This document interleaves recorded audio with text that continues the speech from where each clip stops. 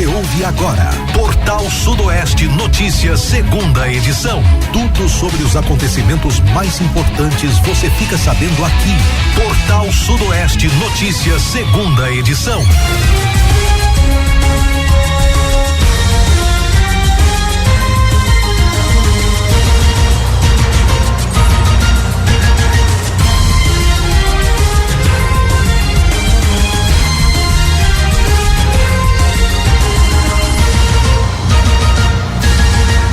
Uma excelente tarde para você ligado na Rádio Portal Sudoeste. Quarta-feira, 16 de julho de 2025. A partir de agora você acompanha o Portal Sudoeste Notícias, segunda edição, com as principais informações da nossa região, da Bahia, do Brasil e do mundo. Você também participa, traz a sua denúncia, a sua reclamação no nosso telefone, WhatsApp 77-3444-1043 e acompanha ao vivo pelo nosso site www.radioportalsudoeste.com.br ou também pelo nosso aplicativo.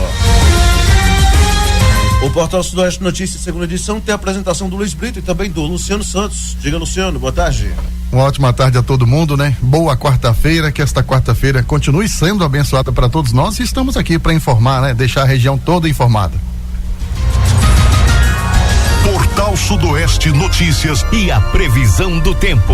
Livramento de Nossa Senhora, Brumado e boa parte dos municípios da região sudoeste da Bahia registram nesta quarta-feira sol com algumas nuvens durante o dia, períodos também de céu nublado. À noite teremos aí céu com poucas nuvens. Temperatura mínima em 15, máxima 25 graus, sem possibilidade para chuvas, e as informações são do Instituto Clima Tempo.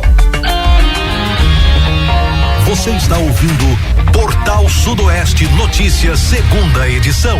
Portal Sudoeste Notícias, segunda edição, apenas começando, é claro, agradecendo a sua companhia, sintonia e audiência. Seja bem-vindo, estamos no ar com mais uma edição e, é claro, a gente agradece a sua companhia. Clima hoje, tempo e temperatura em Brumado, Luciano. É ensolarado, né? Neste exato momento, temperatura máxima de 27 graus, temperatura bastante agradável, mas o sol raiou aqui com muita força. Ok, gente, vamos então começando aqui as nossas pautas. Daqui a pouquinho, nós temos assuntos importantes aí da capital do minério e diz respeito a atendimento bancários, né, seu Luciano? Isso, nós teremos hoje uma entrevista com Leonardo Viana, presidente do sindicato, né? Hoje o sindicato paralisou as atividades aqui da agência do Bradesco por meio período, né? Porque já são 3 demissões só na cidade de Brumado. E em vez de aumentar o efetivo, está diminuindo, e a demanda, né, de clientela tá chegando cada vez mais, porque agências da região estão fechando e aí Brumado está recebendo toda essa demanda. Ok, gente, estamos só começando. Vamos falar agora o seguinte, primeira pauta de hoje. A gente fala: 2 motos pegam fogo após colisão e deixam condutores feridos em Macaúbas.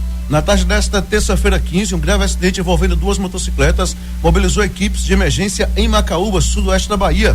A colisão aconteceu por volta das 16h40 no cruzamento entre as ruas Frei Luiz Maria e Nestor Gomes, nas proximidades do campo de esporte. A 4ª Companhia Independente de Polícia Militar foi acionada via central de atendimento para prestar socorro na ocorrência. Ao chegar no local, os policiais foram informados por populares de que uma das vítimas já havia sido socorrida pelo Serviço de Atendimento Móvel de Urgência SAMU e levada para a unidade de pronto atendimento UPA. A segunda vítima, ainda no local, também foi atendida e encaminhada para a equipe do SAMU, a mesma unidade de saúde. De acordo com relatos, ambas as motocicletas pegaram fogo após o impacto da colisão. As chamas foram controladas e, após liberação da via, os veículos foram removidos para o pátio da Delegacia Civil. Até o momento não há informações atualizadas sobre o estado de saúde dos condutores. As causas do acidente serão investigadas pelas autoridades competentes. Detalhe, viu? Essas motocicletas foram removidas? Não, foram removidas só a carcaça, viu? Porque não ficou nada. Você viu as fotos, Luciano? Rapaz, o pessoal, né, quando realizam aí furtos, né, e roubos, né, e aí essa questão da moto aí também, que teve ela pegou fogo, né? Só ficou só a carcaça, né? As 2 pegaram fogo, só ficaram a carcaça, por incrível que pareça. Só a carcaça, tá igual aqueles desmanches, né? Quando o pessoal desmancha as motos, que só fica a carcaça. Exatamente. Olha, veículo com restrição de furto é recuperado aí durante a operação em Ituaçu, hein? Um veículo com registro de furto foi recuperado na manhã desta terça-feira durante a operação Ápia, realizada por policiais militares da 4ª Companhia do 24º Batalhão de Polícia Militar. aí no município de Ituaçu, na região aí da Chapada Diamantina. A ação ocorreu no povoado de Formosa, zona urbana da cidade, quando a guarnição realizava abordagens de rotina. Durante a fiscalização, os policiais identificaram adulterações dos sinais identificadores de um automóvel. Após consulta ao sistema de segurança, foi confirmado que o veículo original, um Fiat Strada, possuía restrição de furto. O condutor foi detido e, junto com o veículo, encaminhado à autoridade policial competente para adoção das medidas legais e cabíveis. Mais um aí, cabritão tirado de circulação, né? É isso, apreendido lá em Ituaçu, né? 24º Batalhão de Polícia Militar. Agora, Luiz, eu ia te perguntar assim e fazer uma observação, né? Não sei se você observou, mas nos últimos meses, principalmente agora em 2025, o que teve de veículo aí, né, com restrição de furto e roubo sendo apreendido na nossa região, não é brincadeira. Agora sim, tem que se identificar essas quadrilhas especializadas que se estão enviando esses veículos para o Nordeste, porque a maioria desses carros estão vindo de São Paulo, BH, né? São veículos, a maioria de São Paulo. Então, assim, existe uma quadrilha lá especializada enviando esses veículos para a Bahia. Na verdade, a quadrilha, como você muito bem colocou, ela é super bem montada. Ela tem os responsáveis pelo furto, ela tem os responsáveis pelo roubo, tem os veículos corretos já que se precisam de ser roubados, tem local de desmanche, tem local de entrega, tem quem transporta, tem tudo. Ela já tem tudo equipado. Agora o que tem que ter é investigação. O que tem que haver é investigação, como você bem colocou. Que eu acho que a investigação é mais complicada, né? Até chegar em quem está com o veículo nas mãos de quem ele já passou, até encontrar realmente quem foi que cometeu o furto, vai demorar. Mas é importante intensificar aí essa ação, porque as pessoas precisam também reaver os bens subtraídos, né? Trabalham tanto para poder ter o veículo, comprar o carro, comprar a moto, depois perder assim do nada e nunca ter informação, aí fica difícil, aí não dá, né? E é lamentável, né? Outro dia eu tava vendo uma reportagem mesmo, numa televisão, o rapaz que teve a sua moto furtada, rapaz, e ele só tinha pago aí 8 parcelas da moto, cara. Aí ficou no desespero, mas aí, graças a Deus, acho que cerca de uma semana depois a polícia recuperou o veículo dele, né? Intacto, né? Inclusive os criminosos não levaram para desmanche. Algo curioso é que as motocicletas hoje estão sendo utilizadas apenas para furtos, para roubos, né? Eles furtam as motos, roubam as motos, cometem outro tipo de crime e depois abandonam essas motos aí no meio da rua, no mato, enfim, algo curioso que está acontecendo aí com o meio criminoso, né? Quando não vai parar no desmanche para poder vender as peças, né? Isso tem esse detalhe. Vamos lá, gente. Olha, e falar em acidente também, a gente tava falando agora há pouco de Macaúbas, parece que a bruxa tava solta lá, né? A bruxa tava solta, viu, gente? Olha, capotamento é registrado após colisão entre carro e caminhão na zona rural de Macaúbas. Um acidente envolvendo um carro e um caminhão foi registrado aí por volta das 11h30 desta terça-feira 15 na região da Lagoa do Maurício, zona rural de Macaúbas. Segundo informações aí da 4ª Companhia Independente de Polícia Militar, o sinistro ocorreu em uma estrada vicinal. O condutor de um Fiat Siena de 32 anos ultrapassava aí o caminhão, uma caçamba, conduzido aí por um homem de 41 anos, quando o veículo de carga teria apresentado uma falha mecânica, conforme relato do motorista. Ele perdeu o controle da direção e acabou colidindo na traseira do carro, que capotou em seguida. Ambos os motoristas relataram a mesma versão à PM. O condutor do carro sofreu ferimentos leves, mas não há informação se precisou de atendimento médico. As causas do acidente ainda serão apuradas pelas autoridades competentes. Isso na estrada vicinal. Já pensou? E falando em bruxa solta em Macaúbas, Brumado também, viu?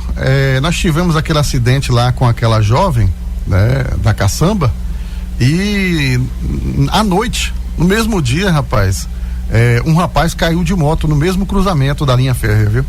Mesmo cruzamento, ele acabou caindo, ele se machucou. Isso aí é próximo do saque, né? Isso, próximo ao mesmo trecho que a jovem que acabou sendo atropelada aí por uma caçamba. E aquele trecho ali é perigoso mesmo, viu? Muito perigoso. E as pessoas têm de redobrar a atenção, gente. Tem a linha de trem, tem lugar que vai para o bairro, como é que é o nome do bairro? Acho que é Malhada Branca, né? São Félix, Malhada Branca, isso. Jardim de Alá, Exatamente, então tem aquela subida ali, tem a direita também que dá acesso aí à rodovia BA-262, né? Para quem vai passar aí pela garagem da Novo Horizonte e sobe, né? Então é um cruzamento muito perigoso, exige muita atenção de quem trafega por esse local aí. E ali ficou muito mais perigoso porque agora nós temos duas mãos, né? Naquela localidade, na região do saque. Por exemplo, margeando a linha férrea, você tem mão direita e mão esquerda. Então, aquelas duas vias estão hoje movimentadas, né? Bastante movimentadas. E além do cruzamento que liga o centro ao bairro São Félix. Então, assim, mas sabe o que acontece? 5 demãos. Eu vou te explicar. O que acontece é o seguinte: as pessoas também, na verdade, aí tá faltando ver qual é a linha que é prioridade. Porque muitas pessoas estão usando esse trecho aí para acessar a 262 para poder livrar o semáforo lá na frente. Então acaba congestionando esse trecho aí. Então deveria deixar uma mão, apenas para quem vai 262, deixar só lá próximo da igreja realmente, e para quem vem para Livramento, aí sim margear a linha férrea. Seria o ideal. Agora esse negócio de ficar indo e voltando nos dois trechos, aí eu vou te falar um negócio, aí vai congestionar mesmo, não tem jeito. No passado, a superintendência fez até isso, né? O acesso da BA-148, que dava acesso aí, que dá acesso a esta via, ela tinha sido bloqueada, apenas uma mão, né? A outra mão tinha sido proibida. Só que aí, depois que mudou a gestão, a SMTT liberou agora as duas vias, ou seja, pode-se ir e voltar pela mesma via, né? E ela tem uma bifurcação, né? Ela começa larga na BA-148, mas quando ela chega ali no pontilhão, no cruzamento da linha férrea, ela tem uma bifurcação, ela é estreita. Aí fica complicado, viu? Vamos agora falar de Guanambi, né? Olha, em Guanambi, rapaz, você traz a matéria? Trago sim, né? Pássaros silvestres são resgatados aí de cativeiro ilegal na zona rural da cidade de Guanambi. Na manhã de segunda-feira, uma ação da Secretaria de Meio Ambiente de Guanambi resultou aí no resgate de aves silvestres mantidas ilegalmente em cativeiro na região do Suruá. A operação foi motivada por uma denúncia de crime ambiental. No total, 39 pássaros de espécies nativas foram encontrados em gaiolas, onde eram mantidos para comércio ilegal. Entre os animais liberados estão 22 canários, uma cristina, uma coleira, 4 sabiás, 7 cardeais, 2 sofrês, um bico de pimenta e um papa-capim. Após passarem por triagem e avaliação, as aves foram soltas na natureza. Um dos cardeais foi encontrado morto por falta de água. As gaiolas utilizadas no cativeiro foram recolhidas e posteriormente destruídas com auxílio de uma máquina em frente ao prédio da prefeitura. A Secretaria de Reforço, a secretária, né, tem reforçado aí a fiscalização e incentiva a população a denunciar esse tipo de crime. As denúncias podem ser feitas pelo número 77981290192, inclusive via WhatsApp, com garantia de sigilo para quem informar. Olha, eu de antemão já quero dar meus parabéns aqui à Prefeitura de Guanambi e à Secretaria aí, né, de Meio Ambiente, rapaz, porque está realizando esta ação e ainda colocando um número para denúncias, viu? Deveria ser raro, copiado, né? Aí por diversas prefeituras. Que é raro aqui na região, por exemplo, sempre que tem denúncias desse tipo aí, as pessoas publicam nas redes sociais e tal, faz uma denúncia, faz outra, manda aqui na emissora, mas você não vê uma ação das secretarias de meio ambiente. Isso. Aqui em Livramento, por exemplo, que chega aqui de mineração irregular, aí na região da Rocinha, de caça ilegal na zona rural, e você não vê uma ação. Eu gostaria de saber o porquê, quem é o responsável nos municípios por fiscalizar isso aí, ou se estão virando só cabine de emprego nos municípios da nossa região. Parece que tem secretaria que só funciona no nome, só na pasta, porque no fundo você não vê uma atividade interessante no município, né? Principalmente, pode até ter outras, mas a principal, na minha opinião, que é fiscalizar o meio ambiente, que é coibir o crime, parece que infelizmente a gente não vê muita coisa, pelo menos aqui na nossa região não. Né? Mas que bom que essas coisas pelo menos estejam funcionando aí em Guanambi, e também recentemente diversas ações foram feitas também desse tipo lá em Vitória da Conquista, municípios de maior porte, né? O que acontece é que alguns municípios, né, têm aí as suas secretarias de meio ambiente, mas elas apenas consideram, né, que o meio ambiente é o quê? É cuidar de aguadas na zona rural, cuidar de estradas, né, fazer aí o controle de água, né, potável. Não é. A Secretaria de Meio Ambiente, ela envolve diversos setores, né, inclusive essa questão aí, né, do tráfico de pássaros, né, dessa questão do cativeiro clandestino aí de pássaros silvestres. Então é uma pasta muito ampla aí que pode atender diversos setores. Detalhe, nessa ação que você acabou de trazer de Guanambi, um dos pássaros encontrado morto aí por falta de água, né? É triste, né? Falta água, falta alimentação, né? Tivesse na natureza, o bichinho tava lá, né? Procurando a água, procurando o alimento, né? Por mais escasso que seja. Falar nisso, gostaria também de parabenizar aqui, eu conheço diversas pessoas aqui na nossa região, que inclusive, recentemente, por exemplo, Luciano, eu tive lá em Caraíbas, né? Onde eu tenho familiares lá, e tive na região da Jiboia, você deve conhecer muito bem, e alguns amigos lá, tive visitando alguns amigos, familiares que eu tenho por lá naquela região ali, e o pessoal, teve um rapaz na Jiboia que me mostrou lá, ele foi lá com cimento mesmo assim, fez por conta própria um localzinho para poder colocar água para os pássaros, coloca ração, coloca comida, coloca tudo. Acho muito bacana isso. E outra coisa, ele não é o único não, aqui na região também eu conheço várias pessoas que fazem isso, e é muito importante colocar tanto água quanto ração, porque os nossos animais estão entrando em extinção, gente. Quanto mais a gente cuidar. E seu pai também faz isso? Meu pai enche de vasilha assim no meio do mato, né? Que legal, e aí, né? A sariema, né? Tem gente que conhece como siriema também, né? Rapaz, a sariema tá tão acostumada que fica pertinho assim, ela tomando água e você observando. Que lindo, né? Falando nisso, deixa eu mandar um abraço aqui pra minha tia Maria do Carmo, tá de aniversário hoje, a minha segunda mãe, um beijão pra senhora. Ela costuma fazer isso também, coloca água lá pros passarinhos, deixa tudo bonitinho lá. Meu irmão Dito também, né? A esposa Aline, o pessoal da Lagoa Comprida sempre faz isso também. Coloca um lugarzinho lá pros passarinhos, é muito bacana, a gente precisa cuidar da natureza, né? É muito interessante. E antes da gente faturar aqui, eu já vou dizer que o nosso amigo Tony de Joaninha, né? O nosso amigo Tony tá mandando aqui parabéns aos policiais do meio ambiente lá em Guanambi, né? Esse vagabundo tem que ser preso. Se revoltou aqui também, nosso amigo Tony. Valeu, Tony, grande abraço, muito obrigado aí pela participação, né? Tá prendendo o passarinho, eles têm que trabalhar, concordo plenamente, viu? Então tá aí, né? As pessoas revoltam bastante aí com toda essa situação e com razão, né? Antes da gente continuar aqui com as nossas pautas, deixa eu trazer aqui participações, né? Do nosso WhatsApp. Aqui é Leandro da Vaz de Dentro. Tô mandando essa mensagem para reclamar sobre aqui na frente da minha casa tem 2 bicos de lâmpada. Já vai para 4 meses esses bicos de lâmpada queimados, já cobrou e até hoje não veio trocar esses bicos de lâmpada. Não veio trocar. Aqui na frente da casa aqui não pode nem sentar de noite por causa que tá no escuro é perigoso cobra, escorpião. Que é Leandro da Vaza de Dentro, próximo ao Bar de Gabeira. É até uma pouca vergonha uma coisa dessa. Segue aí as cobranças. Vamos lá, deixa aqui ouvir mais áudios.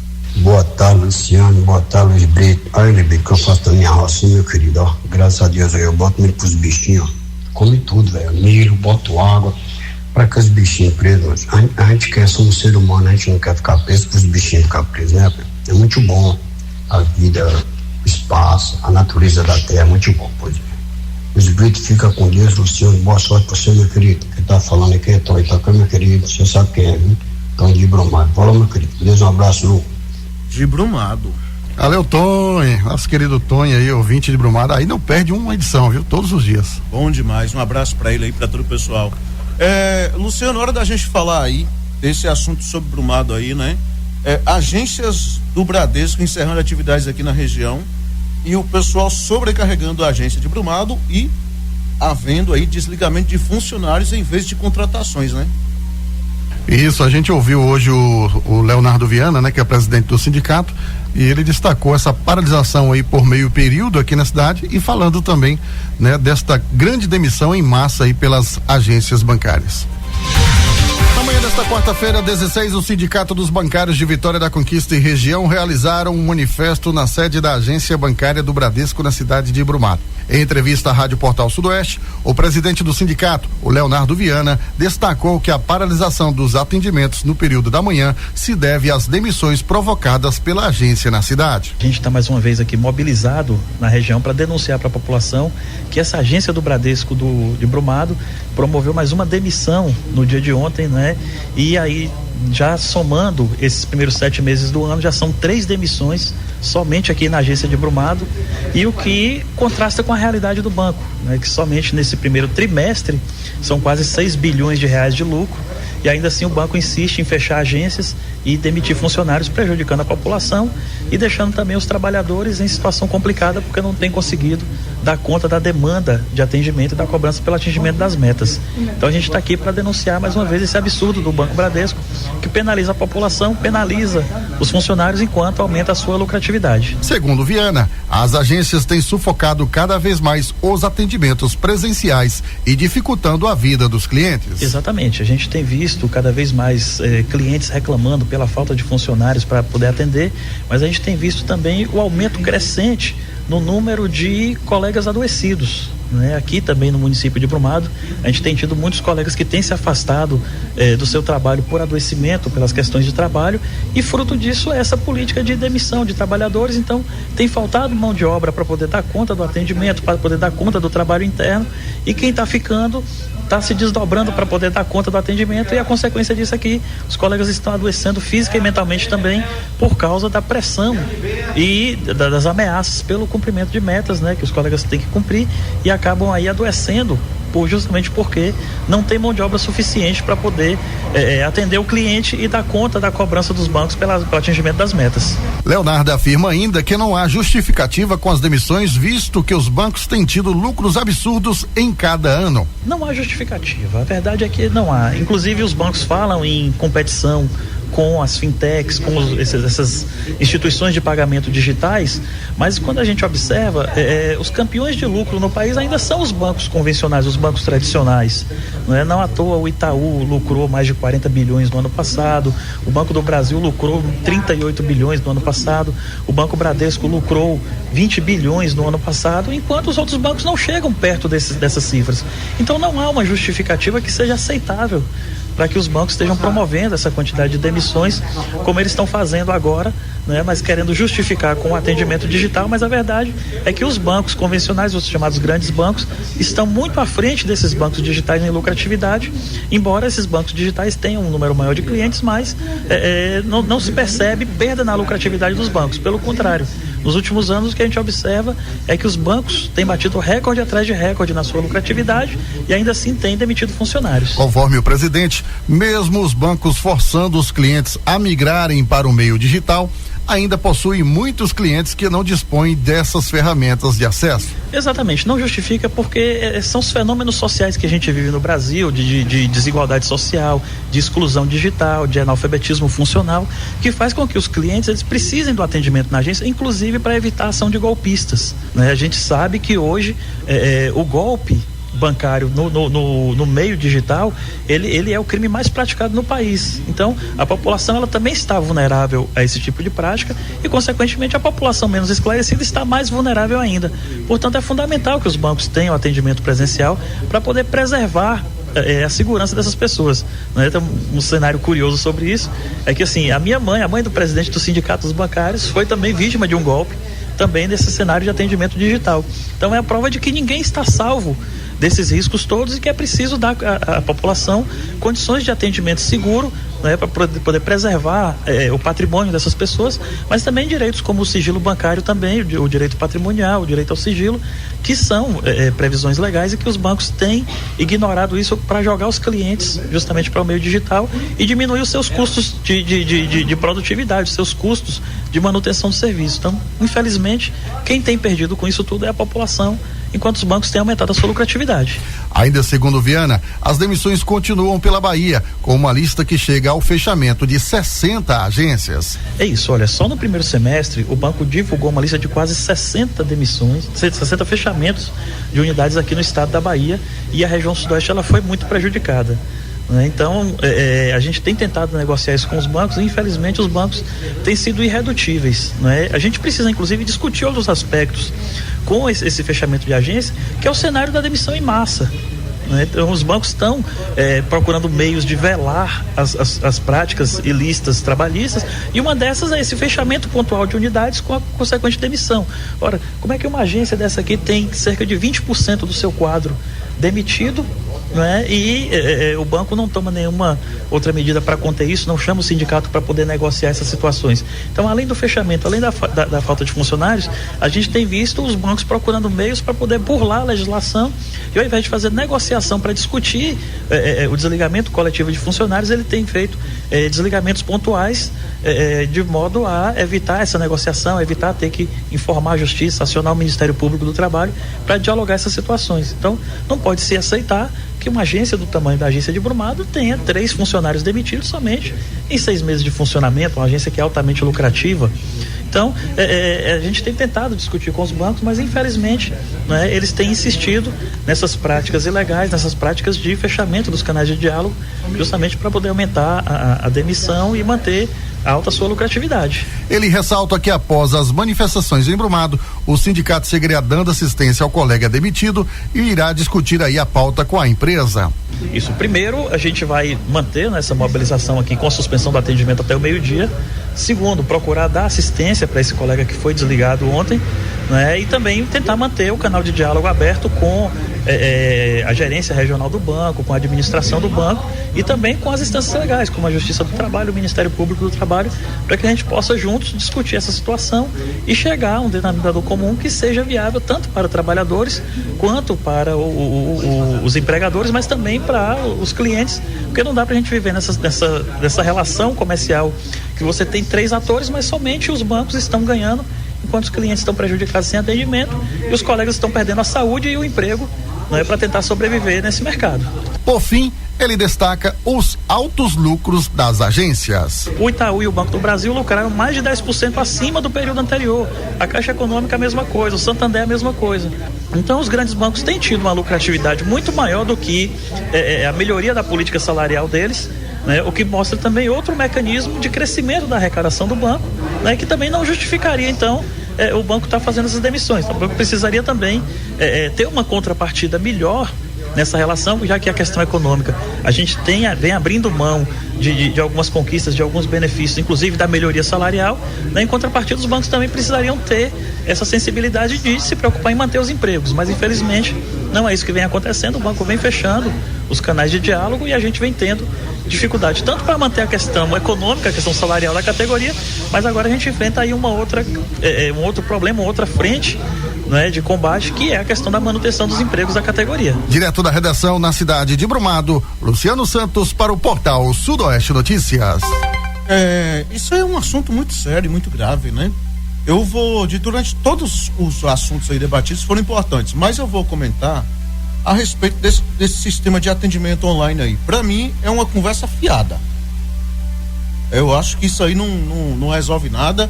Já tentei resolver vários assuntos no banco com atendimento online e só cai naquele atendimento robótico lá que do canto não sai. Então não resolve nada, sinceramente. O atendimento realmente tem que ser presencial e estão lucrando muito para poder ficar cortando gasto e demitindo funcionário. Essa é a minha opinião.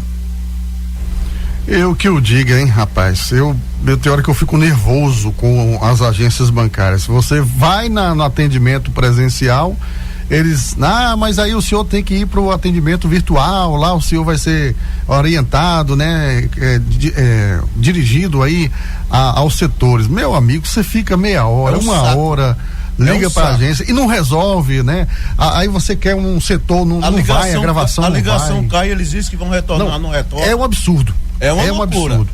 Falar a verdade, só sabe quem passou, entendeu? Só sabe quem passou ou passa no caso. É terrível.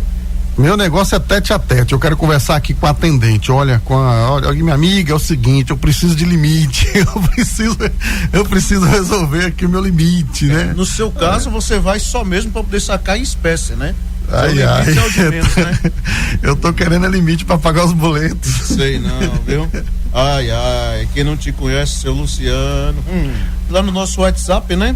Ouvinte manda boa tarde, gostaria de fazer um apelo ao poder público aí, vigilância sanitária sobre esgoto a céu aberto no bairro Beira Rio. O mesmo já sabe, não faz nada. Será que acontece que nada faz? O que será que acontece que nada faz, né? Gostaria que eles passassem um parecer. Pior que o poder público já está ciente e as leis existem, só que fica apenas no papel, né? Até quando o Livramento fica nessa situação? Esgoto a céu aberto nas ruas, moradores jogam água da pia, cozinha e banheiro direto na rua e fica correndo em frente às casas de quem não joga. Isso é injusto, né? Poder público nada faz, tá aí, né? Segue, e é antigo isso aqui, viu? Menino, mas isso é antigo, viu? Olha, ó. A propósito, sobre as estradas também lá da Barretes, que já tiraram os montes lá já, viu? Acho que foi o Paulo, né? Paulo Pedreiro, que esteve aqui ontem, ele estava me comentando e falou que realmente já desfizeram lá os montes já, lá, né? Que estavam lá atrapalhando, estava em mão única, agora está nas duas mãos realmente, né? Tá nos dois sentidos, porém aquela coisa, o asfalto que prometeu, nada, né? Rapaz... Agora, quando eu falo que tem coisa que fica só no palanque, diga, Luciano. O esgoto de Livramento, ele é de responsabilidade da Embasa, não é isso? Sim, é de responsabilidade da Embasa, só que no caso do Beira Rio, acho que calçaram antes de fazer o esgoto. Sim, lá não tem, né? Não tem, em vez de fazer a rede de esgoto para depois ir o calçamento, a pista não. Fizeram antes de o esgotamento. E aí? O que você me diz? Aí agora é Prefeitura e Embasa, né? Pois a Prefeitura, antes de ter feito a obra, deveria ter comunicado a Embasa, falar, olha, a gente precisa de estender essa rede de esgoto aqui nessa rua. E aí, como faz? Exatamente, é o que eu penso também.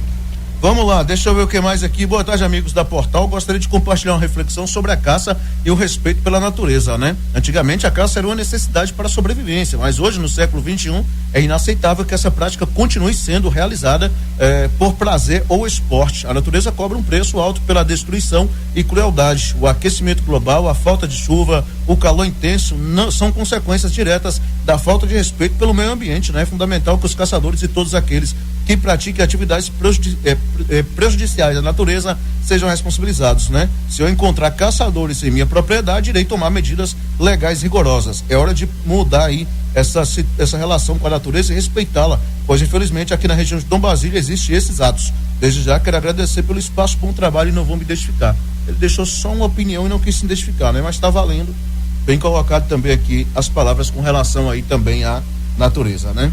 Olha, gente, vamos prosseguindo aqui, trazendo mais informações, né? Trazendo mais notícias no seu rádio, agradecendo a sua companhia, a sintonia e a audiência. E a gente vai falar agora sobre o que, seu Luciano? Sobre o TRE, né? Isso. Oferecendo serviços gratuitos, gente, gratuitos, né? Em Carinhanha, Malhada e Palmas de Monte Alto. O Tribunal Regional Eleitoral da Bahia está realizando atendimentos presenciais nos municípios de Carinhanha, Malhada e Palmas de Monte Alto até dia 19 de julho. A ação integra o projeto TRE em todo lugar e acontece em parceria com a Caravana de Direitos Humanos, promovida pela Secretaria de Justiça e Direitos Humanos do Governo do Estado da Bahia. Os serviços começaram por Carinhanha, onde o atendimento aconteceu nos dias 14 e 15, das 9 às 16 horas, no Colégio Estadual de Tempo Integral Velho Chico. Em seguida, a equipe seguiu aí para Malhada com atendimentos no anexo da Pareteca Semite do Velho Chico nos dias 16, portanto hoje, né? Das 14 às 17, das 14 às 17 horas e amanhã, dia 17, das 9 às 16 horas. A última cidade a receber a ação será Palmas de Monte Alto, dias 18, das 14 às 17 horas e 19, das 9 às 16 horas. Durante o atendimento, eleitores e eleitoras podem solicitar uma série de serviços da Justiça Eleitoral, como alistamento, né? Primeira via do título, cadastramento biométrico, transferência de domicílio eleitoral, revisão de dados cadastrais, regularização da situação eleitoral, emissão de certidões de consultas de débitos, né? E consulta de débitos, melhor dizendo. Para acesso ao serviço, é necessário apresentar um documento oficial com foto original e comprovante de residência atualizado. No caso da primeira via do título, a Carteira Nacional de Habilitação, a CNH, não é aceita sozinha. É preciso apresentar documento complementar. Homens que completam 19 anos no ano de alistamento também devem apresentar o certificado de quitação militar. Então tá aí. Agora, eu gostaria de dizer o seguinte, a última vez que teve aqui em Livramento, o TRE itinerante, inclusive, o pessoal ficou lá com a carreta lá praticamente parada e poucas pessoas eram atendidas.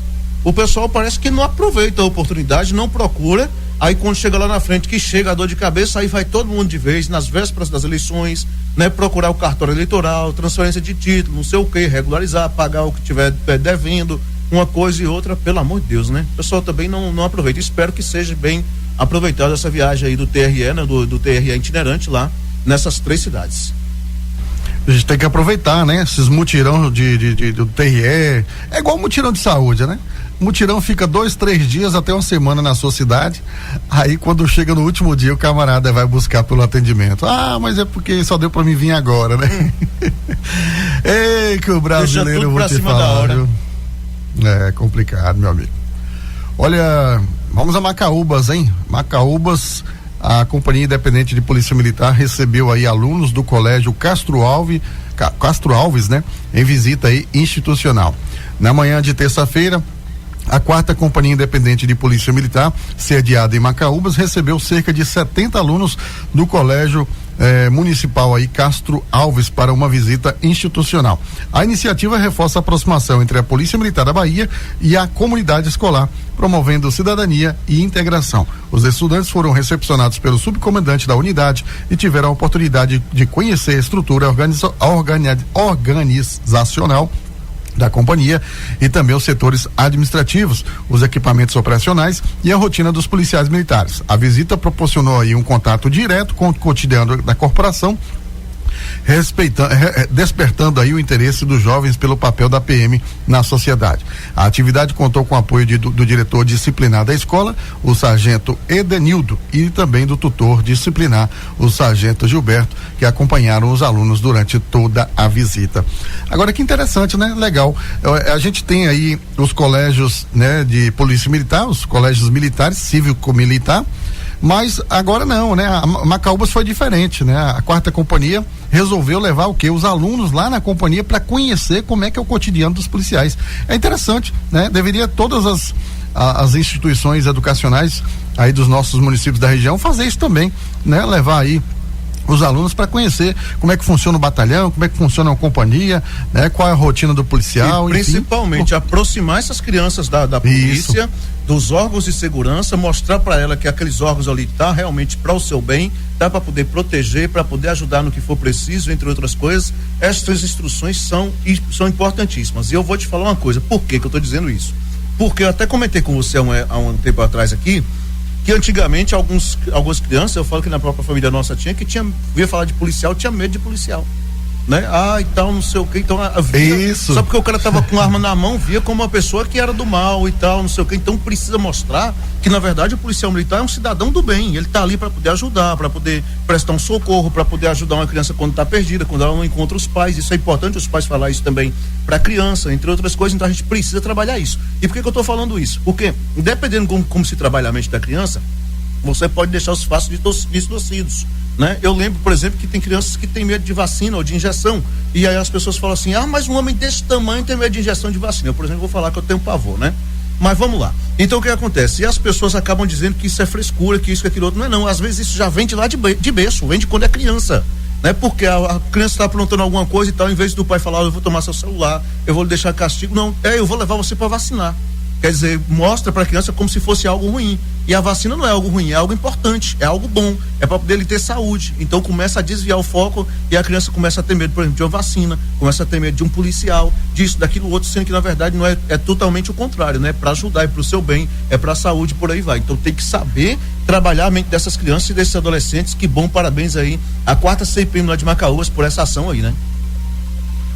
Aí é como você falou, né? No passado tinha esse pensamento, né? As famílias chegavam pra gente, né? Quando era criança, falavam, olha, cuidado com a polícia passou na rua, menino tem que entrar pra dentro de casa. Outro dia aqui numa entrevista, num podcast aqui com o nosso amigo, hoje, atual vereador, Ziferino Neto, o Zifa, que é psicólogo também, ele falando que a gente, quando é criança, a gente convive com a morte o tempo todo, né?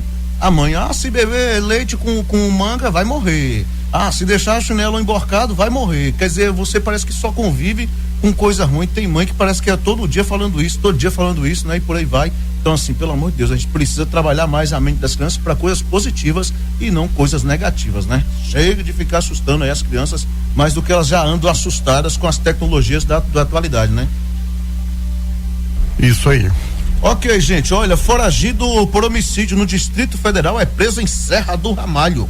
Um homem foragido da Justiça aí do Distrito Federal foi preso no último sábado 12, por volta das 20 horas, no município de Serra do Ramalho, no oeste baiano. A ação foi realizada por policiais da Rondesp Meio Oeste, né? A companhia de policiamento aí tático Meio Oeste, durante patrulhamento na rua Tocantins. De acordo com a ocorrência, a prisão ocorreu aí após troca de informações entre as forças de segurança. A guarnição identificou o suspeito de 36 anos com as mesmas características de um homem apontado como autor de um homicídio no Distrito Federal. Durante a abordagem, nenhum material ilícito foi encontrado com o indivíduo. No entanto, ao realizar a consulta no sistema policial, os agentes constataram que havia um mandado de prisão preventivo aberto contra ele. O suspeito foi conduzido à Delegacia Territorial de Bom Jesus da Lapa, onde permanece custodiado à disposição da Justiça.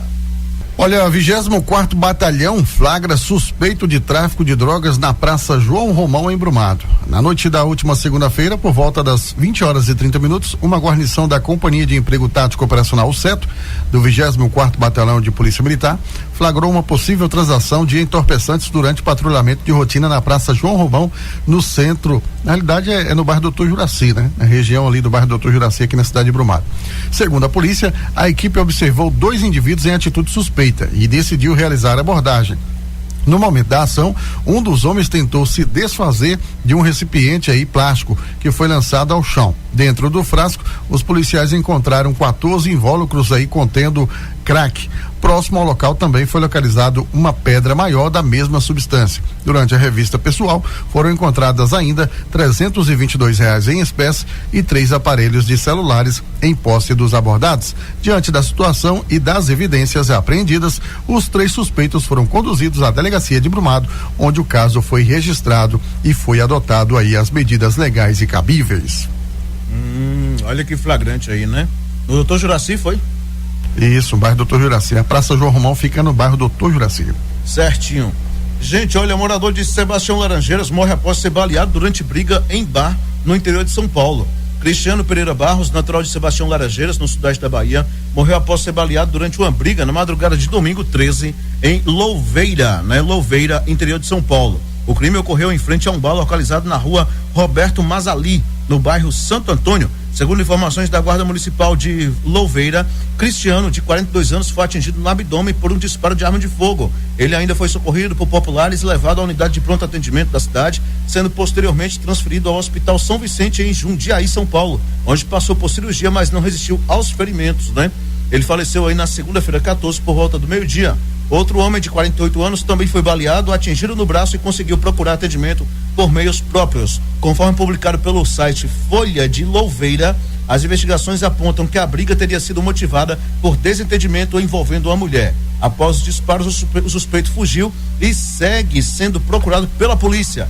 A polícia foi acionada e coletou no local do crime uma faca e um projétil de arma de fogo que servirão como elementos para a apuração do caso. O corpo de Cristiano foi trasladado, no caso, né, para a sua cidade natal. Informações de velório e sepultamento não foram divulgados. Então tá aí, né?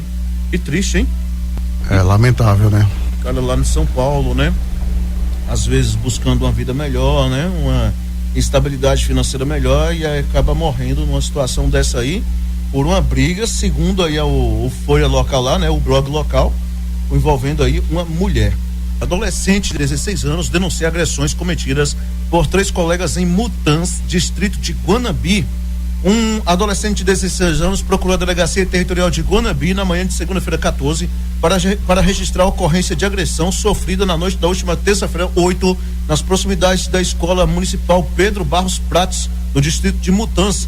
De acordo com as informações, o jovem compareceu à unidade acompanhado de sua representante legal para falar que foi agredido fisicamente por 3 colegas, sendo 2 adolescentes de 17 e 16 anos e um jovem de 19 anos. Segundo o relato, o trio o abordou ao fim das aulas e desferiu socos contra seu rosto e cabeça, provocando lesões, incluindo um corte na parte interna da boca e um hematoma. Ainda conforme informado, a motivação da agressão teria sido o suposto descontentamento do jovem de 19 anos pelo fato da vítima tê-lo olhado, o que teria gerado o ataque físico. A vítima solicitou providências legais, inclusive medidas protetivas. A Polícia Civil segue apurando o caso. Rapaz, imagine se essa moda pega, hein? Não pode olhar mais pra ninguém não, viu? Mas, moço... Complicado, hein? Olha, homem é condenado a mais de 13 anos de prisão por homicídio em Vitória da Conquista. O Tribunal do Júri da Comarca de Vitória da Conquista condenou no último dia 9 Marcos Antônio dos Santos Guzmão, vulgo Queimadinha, a 13 anos e 6 meses de prisão pelo homicídio de Edson Oliveira da Silva. O crime, qualificado por motivo torpe e impossibilidade de defesa da vítima, aconteceu em agosto de 2023 no bairro Nossa Senhora Aparecida, em Vitória da Conquista. De acordo com a acusação, sustentada pelo promotor de justiça José Junceira Almeida de Oliveira, o crime ocorreu na noite do dia 30 de agosto de 2023, quando Marcos golpeou com faca e em seguida atirou em Edson, que veio a óbito. Após matar a vítima, o réu ocultou o cadáver no mesmo local. O crime teria sido motivado porque Edson ameaçou 2 pessoas, além de uma dívida que a vítima teria com ele em razão do tráfico de drogas. Ainda sobre Vitória da Conquista, nós temos o seguinte, gente: 3 mulheres são presas com drogas em ônibus interestadual. Na manhã de terça-feira 15, uma operação integrada aí entre a Rondesp Sudoeste, a 79ª Companhia de Polícia Militar de Poções e a Força Integrada de Combate ao Crime Organizado, FICO Bahia, resultou na prisão de 3 mulheres por tráfico de drogas em Vitória da Conquista, Sudoeste Baiano. A abordagem ocorreu por volta das 6 horas em um ponto de apoio próximo à rodoviária da cidade, na Avenida Integração. Durante fiscalização ao ônibus interestadual, as equipes identificaram suspeitas no compartimento de 3 passageiros. Ao avistar as bagagens transportadas por elas, entre malas, mochilas e bolsas, foram encontrados 30 tabletes de cocaína, 2 tabletes aí de crack e uma sacola contendo uma quantidade de material com características de maconha. De acordo com as presas, o destino dos entorpecentes seria a cidade de Jequié, também aqui na região, né? Além das drogas, os policiais apreenderam ainda 3 celulares pertencentes às suspeitas, que podem ajudar nas investigações sobre a origem e o destino do carregamento. As envolvidas e todo o material apreendido foram encaminhados ao Distrito Integrado de Segurança Pública de Vitória da Conquista, onde a ocorrência foi formalizada e serão adotadas as medidas cabíveis. Também estava com droga até a tampa, né, meu irmão? É muita droga, viu? Eu queria ver essa daí dizer, para consumo próprio. Se eu fosse policial, eu dizia: começa a queimar logo essa pedra aqui, essa de 20 quilos, depois essa aqui de 30, e vamos ver no que vai dar, né?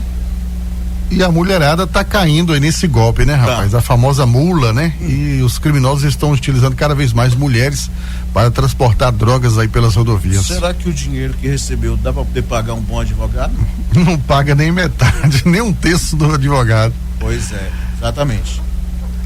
Olha, a aposta de Júlio de Castilhos, no Rio Grande do Sul, leva sozinha mais de 45 milhões da Mega Sena. Olha só, hein?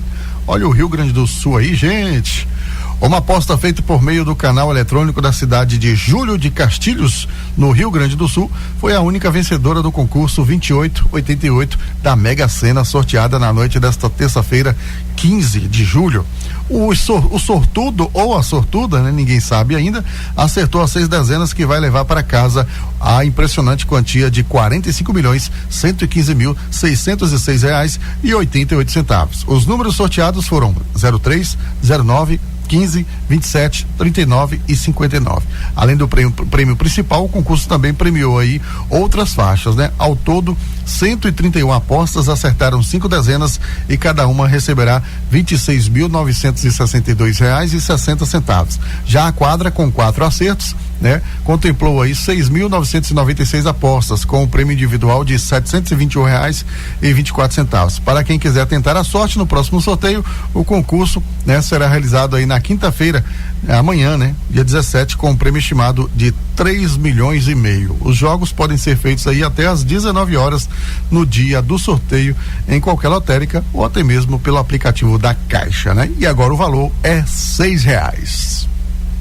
Quando eu vejo essa aposta aí de R$6, chega a me dar uma tristeza, viu?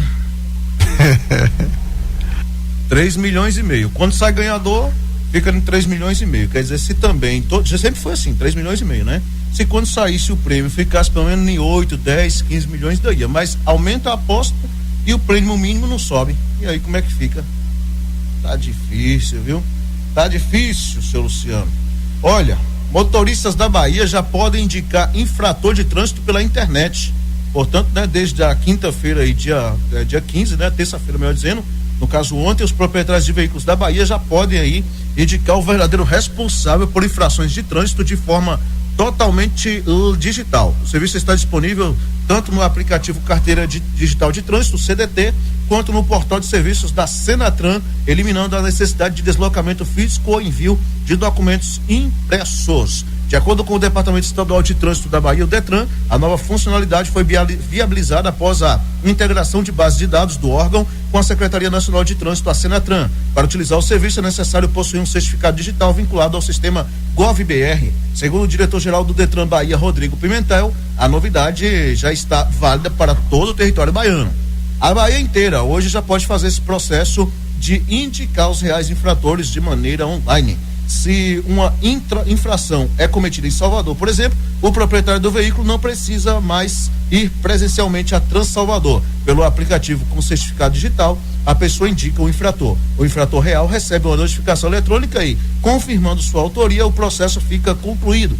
Explicou. A medida tem como objetivo modernizar e agilizar o serviço de trânsito no estado, ampliando aí o acesso da população aos serviços públicos de forma mais eficiente e segura. A digitalização do processo representa mais um passo na transformação digital promovida pelos órgãos de trânsito de todo o país. Seu Luciano, já sabe, né? Próxima vez que eu tomar uma multa, você já passa direitinho para mim aí, o número da sua CNH, tudo certinho, viu?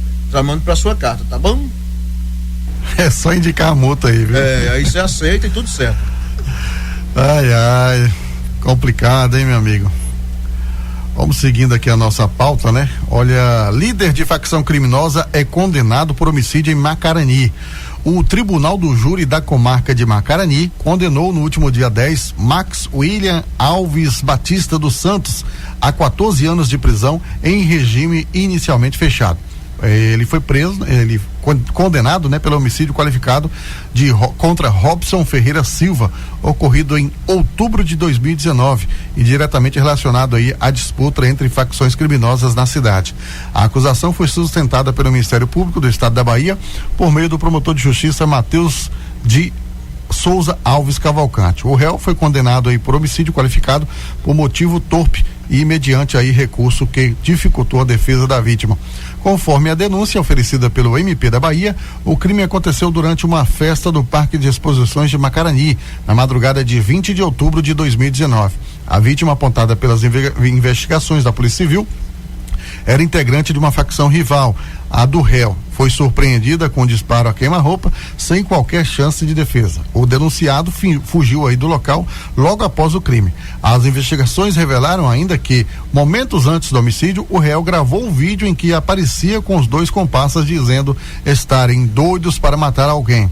O celular utilizado foi posteriormente entregue a uma adolescente como pagamento por uma distração feita para facilitar a execução do crime.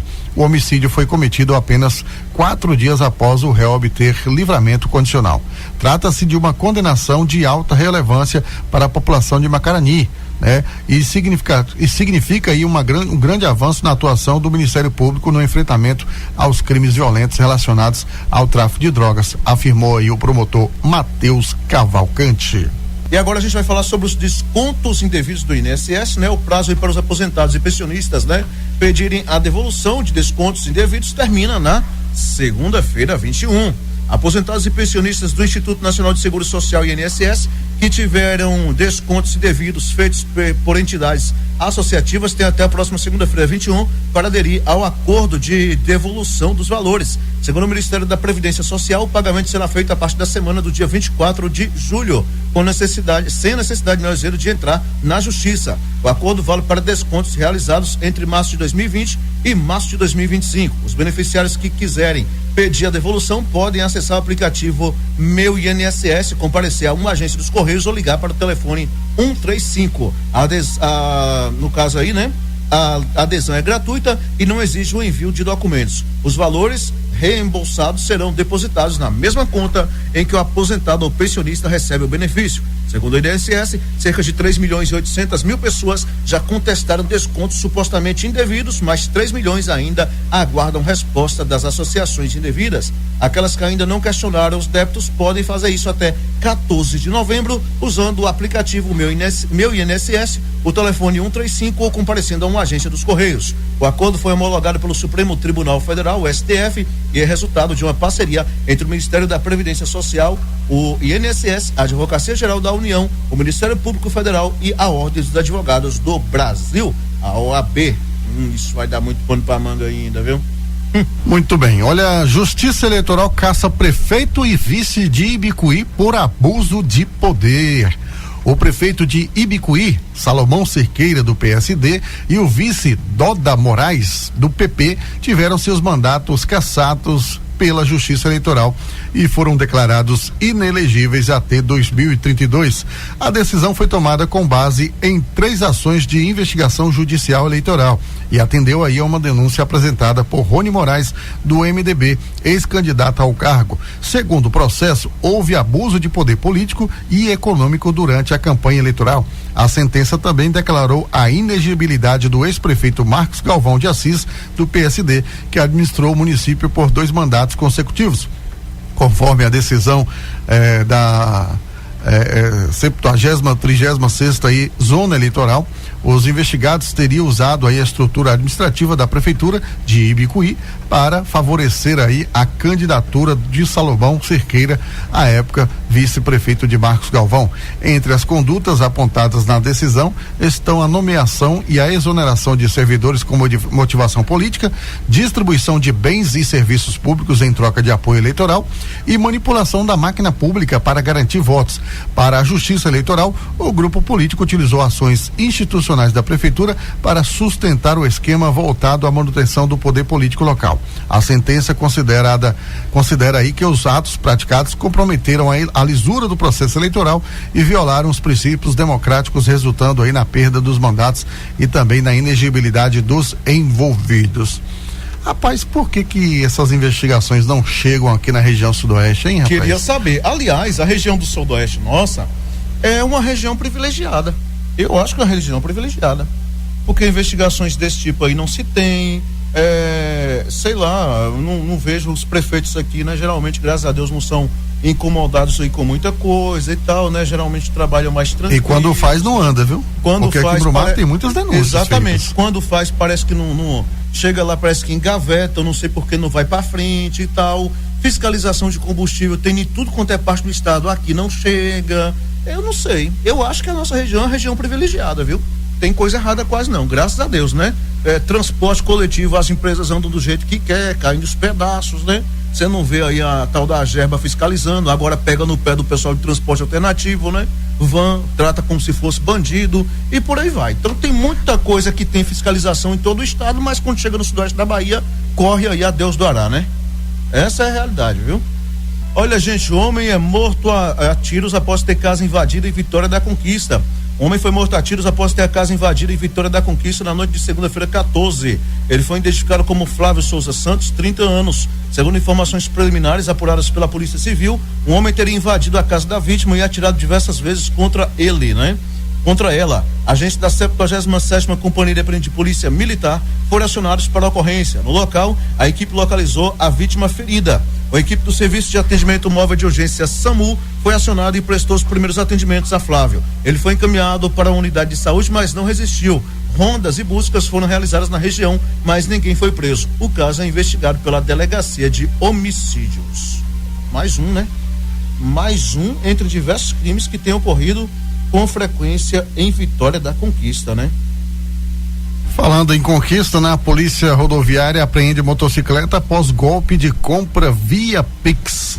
Na tarde do último sábado, por volta das 15h10, policiais militares da Companhia Independente de Polícia Rodoviária de Brumado, lotados aí no posto do Marçal, apreenderam uma motocicleta envolvida aí em um caso de golpe de estelionato ocorrido na BA 263 no município de Vitória da Conquista.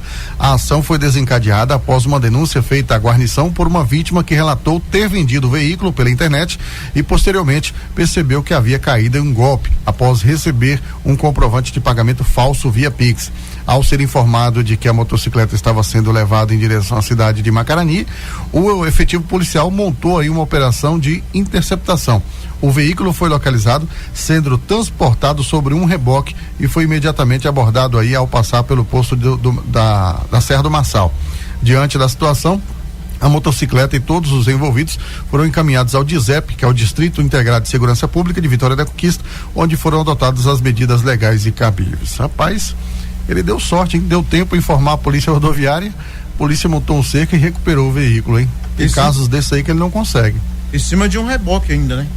Isso. Pois é.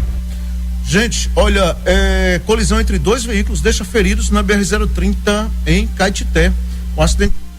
Um acidente de trânsito foi registrado aí na noite de domingo, portanto, por volta das 20h05, na BR-030, nas proximidades do posto Sabrina, em Caetité. A colisão envolveu dois veículos, um Chevrolet Onix branco e um VW Saveiro Cross vermelha. Segundo a 94ª Companhia Independente de Polícia Militar, a guarnição do PETRO foi acionada e, ao chegar no local, constatou que equipes do Serviço de Atendimento Móvel de Urgência SAMU já prestavam socorro às vítimas. No Onix estavam duas passageiras, além do condutor. Todos os ocupantes dos dois veículos foram encaminhados à unidade de pronto atendimento de Caetité com lesões leves aparentes. Após a retirada dos automóveis da pista, os policiais realizaram a desobstrução da via e normalizaram o fluxo do trânsito. O registro de acidente de trânsito foi confeccionado e as versões dos envolvidos foram colhidas para os procedimentos legais cabíveis. Mais acidentes, né? Mais acidentes. Seu Luciano, hora da gente dar tchau pra galera, né? Vamos lá, né? Agradecer a todos aí mais uma vez, mais uma edição, quarta-feira, quartou aí, meio de semana, né? E aí estamos aqui finalizando mais uma edição. Amanhã eu retorno às 7h com a primeira edição e em seguida aí com a segunda edição. Valeu, galera, tchau, tchau. Pessoal, grande abraço, muito obrigado pela sintonia, fiquem todos com Deus e até amanhã.